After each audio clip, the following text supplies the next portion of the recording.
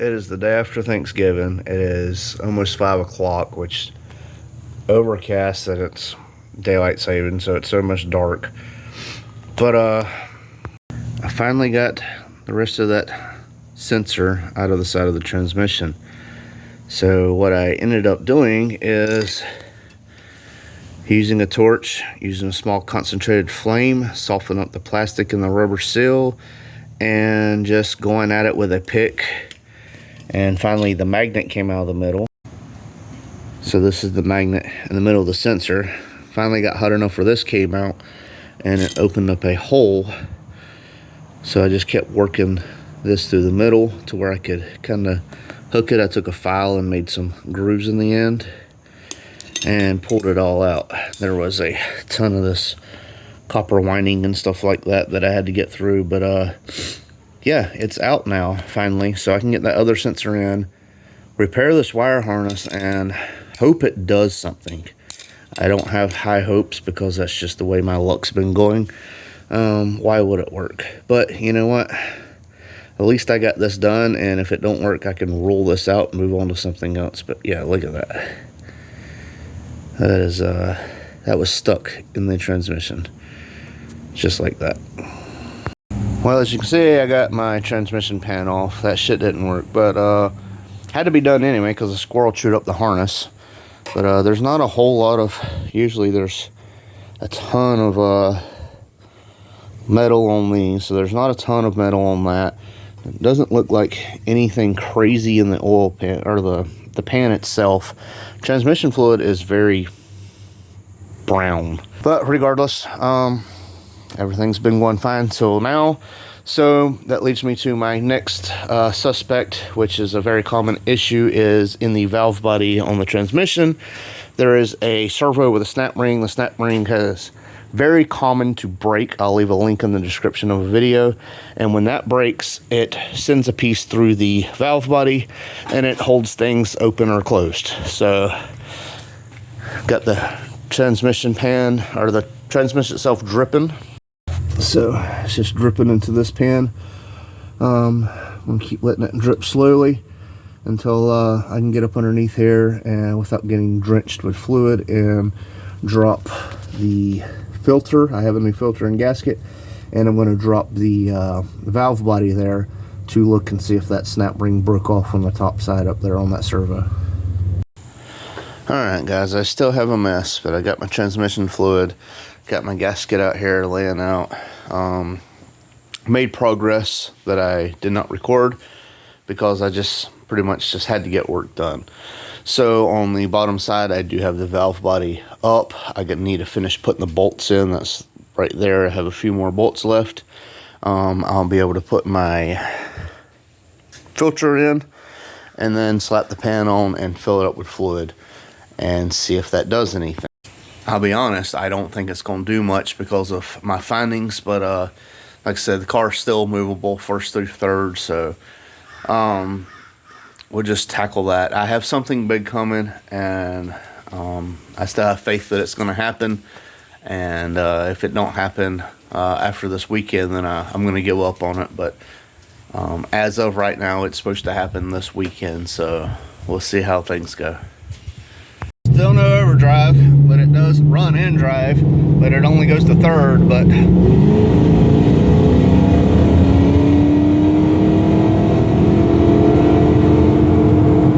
still do 70 and 80, but at crazy RPMs because of 373 gears and only having 3 gears, the overdrive drops it back down to things around $3,000 at 70. So it's it'll definitely put it to it. But still no overdrive, so definitely needs a rebuild, I believe, or the overdrive solenoid. I'm not 100% sure. And this thing's still peppy as hell. Like,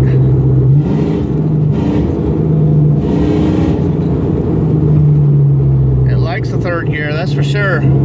It just you can't drive on the highway with it. I mean, you're gonna be running $5-6 grand. But it's a moving, driving car still.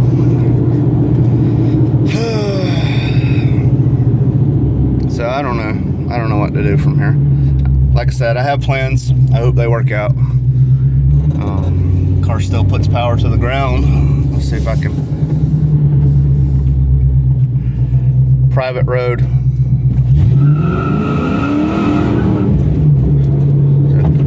It'll still roast them. Still has good power. One of my favorite things to do. I don't know why, but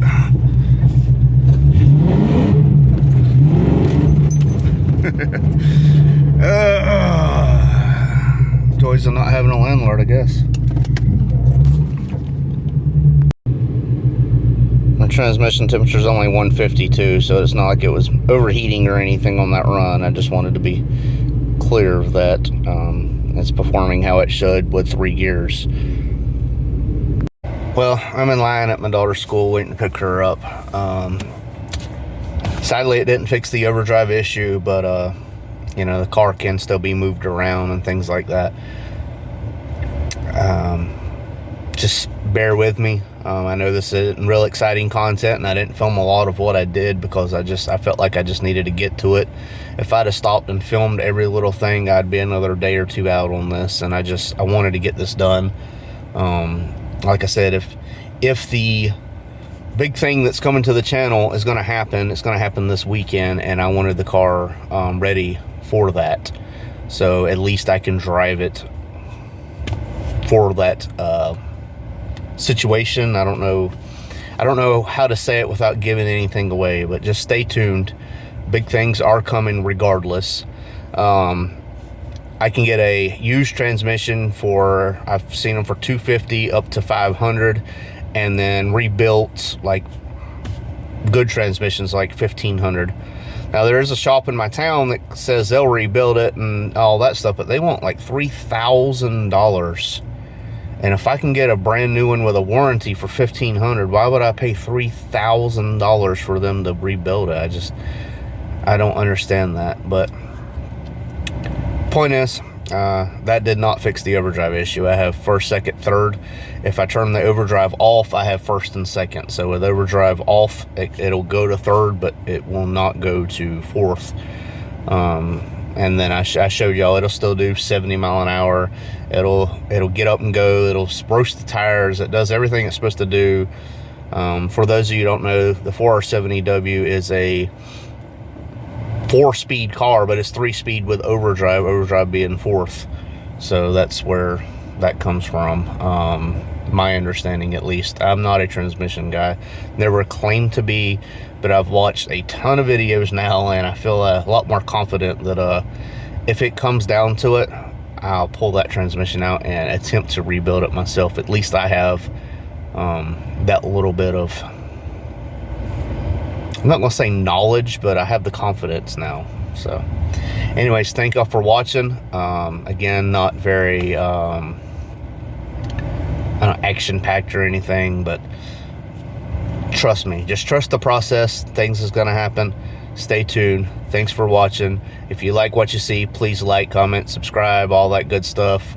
That really helps out the channel algorithm. Make sure I get my channel out there more. I have reached 1,700 subscribers. I'm extremely excited about that. I only set a goal for this year for 1,500, and I broke 1,700 subscribers and over 300,000 views on my channel.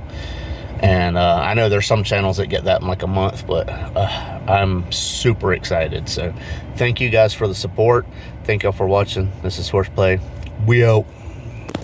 Turn around, I done made it this far. Look back now, that wouldn't be too smart. Shoot for the stars even when it gets hard. Put my faith in the Lord with the 16 bars, I won't turn around. I done made it this far. Look back now, that wouldn't be too smart. Shoot for the stars even when it gets hard. Put my faith in the Lord with the 16 bars, I won't turn around. I won't turn around. No matter how far I go, I'll never come